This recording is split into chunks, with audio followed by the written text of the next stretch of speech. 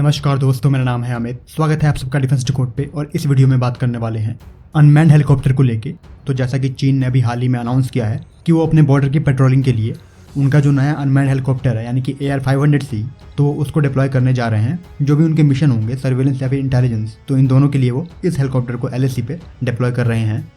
तो बेसिकली ये गेम हो चुका है अब टेक्नोलॉजी का, जहाँ पे चाइना अपनी तकनीक इस्तेमाल करके जो ऑपरेशनल और पेट्रोलिंग कॉस्ट है उसको रिड्यूस करेगा। वहीं पे इसी कॉन्टेक्स्ट में बात करते हो भारतीय साइड को लेके, तो हमने भी पास्ट में कई दफ़ा इस तरह के प्रोजेक्ट को लेके ट्राई किया है, लेकिन उस पर जो बात है वो कहीं ना कहीं नहीं बन पाई थी।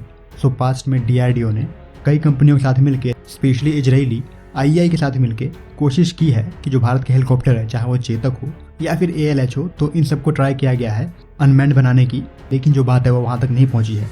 सो इस तरह के प्लेटफॉर्म को लेकर जो रिक्वायरमेंट है भारत की, वो काफ़ी समय से है। और लास्ट ईयर एरो इंडिया के दरमियान HAL ने इस तरह का ही एक प्रोजेक्ट प्रपोज किया था, जिसको नाम दिया गया था रोटरी अनमैन्ड एरियल व्हीकल 200 यानी कि RUAV 200।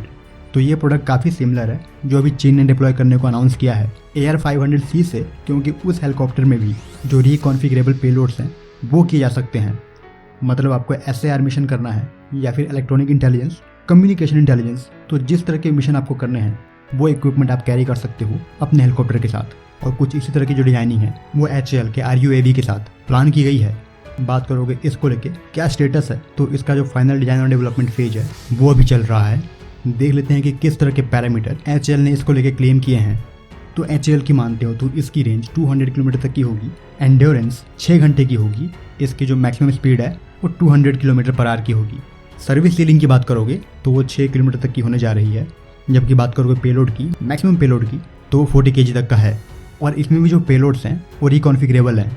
यहाँ पे जो टर्म है रिकॉन्फिगरेबल, इसको समझना जरूरी है। तो बेसिकली जो आपके रिकॉन्फिगरेबल पेलोड्स होते हैं वो आजकल के मॉडर्न वॉरफेयर को देखते हुए बनाए गए होते हैं। जैसा कि आपको पता है आजकल के मॉडर्न वॉरफेयर में आपको चाहिए होता है रिकॉनेसेंस का डेटा, इंटेलिजेंस का डेटा, या फिर सर्वेलेंस और ट्रैकिंग करनी है, तो उसके लिए जो डेटा है वो चाहिए होता है।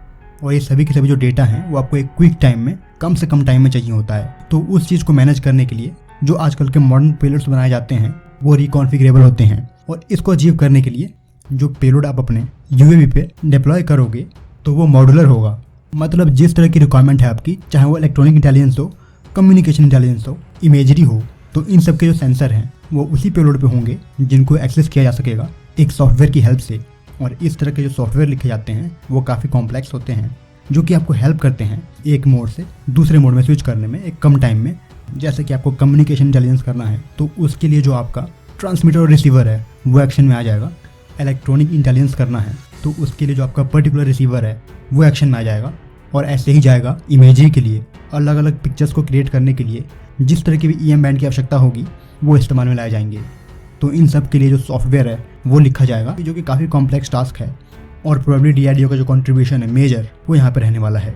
एक बार देख लेते हैं कि RUAV में कौन कौन से पेलोड हैं और इनके क्या मतलब हैं। चाहे वो सिंथेटिक अपर्चर रेडार हो, इलेक्ट्रो ऑप्टिकल या फिर इंफ्रारेड जो सेंसर है वो हो, इलेक्ट्रॉनिक इंटेलिजेंस के लिए जो रिसीवर्स हैं वो हो, या फिर कम्युनिकेशन इंटेलिजेंस के लिए और इंटरसेप्टर्स हैं वो हो, तो उन सबको ये कैरी करने में सक्षम है।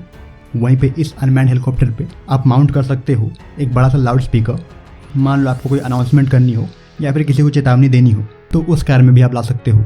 इस पर आप डिप्लॉय कर सकते हो सर्च लाइट को किसी एडवर्स विजुअल कंडीशन में सर्च ऑपरेशन को परफॉर्म करने के लिए। वहीं पे जो इसमें लाइडर सेंसर है वो भी आप कैरी कर सकते हो। और इसके साथ एक और इम्पोर्टेंट सेंसर को आप कैरी करने में सक्षम होंगे, जो कि है हाइपर स्पेक्ट्रल इमेजिंग कैमरा। इसके बारे में अपने पास्ट की वीडियो में कई बार बात कर चुका हूँ कि इस तरह के कैमरे में क्या होता है, इलेक्ट्रोमैग्नेटिक जो स्पेक्ट्रम है उसमें जो भी बैंड्स हैं उनका इस्तेमाल करके ये पिक्चर्स लेता है और एक कलेक्टिव रूप में आपको प्रेजेंट करता है। इसके लिए हम बात कर चुके थे कि जो घास का कलर है वो मान लो L बैंड में कुछ और होगा और किसी और थर्मल बैंड में कुछ और आपको दिखेगा। तो उन सबको क्लियरली डिफ्रेंशिएट करने के लिए इस तरह के जो कैमरा होते हैं वो काफ़ी हैंडी होते हैं। तो ये थे कुछ इसके पेलोड्स जो ये कैरी करने वाला है।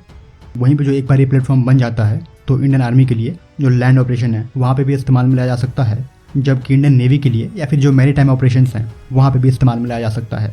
हम स्पेशली बात कर रहे थे लैंड ऑपरेशन के लिए, तो लैंड ऑपरेशन में जो मॉनिटरिंग है स्ट्रेटेजिक ग्राउंड्स की, स्पेशली उसके लिए इसको आप कॉन्फ़िगर कर सकते हो।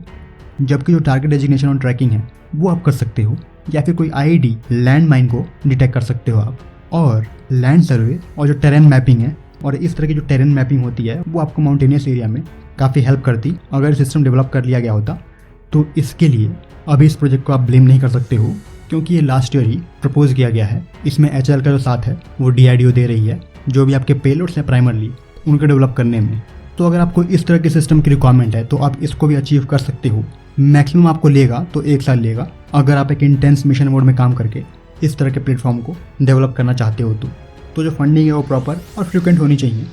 जबकि इसको लेके जो वर्क की मॉनिटरिंग है वो एक हायर लेवल के सुपरविजन में होगी, तो आप इस प्रोजेक्ट को 1 साल से कम में भी अचीव कर सकते हो। अगर इस तरह के हेलीकॉप्टर की वाकई रिक्वायरमेंट है तो ऐसा नहीं है कि इस तरह के प्लेटफॉर्म हमारे पास नहीं है। और ऐसे ही एक और प्रोडक्ट के बारे में बात कर लेते हैं जिसको डेवलप किया है IIT कानपुर के एक स्टार्टअप ने। स्टार्टअप का नाम है एंड्योर एयर। तो इन्होंने भी इस तरह का जो एक सर्वेलेंस UAV है वो डेवलप किया है। नाम है इसका एंड्योर 15 ऑटो हेलीकॉप्टर UAV। हालांकि ये जो प्लेटफॉर्म है इनका, ये भी एक छोटा प्लेटफॉर्म है, 15 kg क्लास का है। लेकिन यहाँ पे बड़ी बात ये है कि ये जो स्टार्टअप है ये इंडिजिनस स्टार्टअप है, जो कि IIT कानपुर के 5 पास आउट्स ने ये डाला हुआ है। तो फिलहाल इस वीडियो में इतना ही रखेंगे। जय हिंद।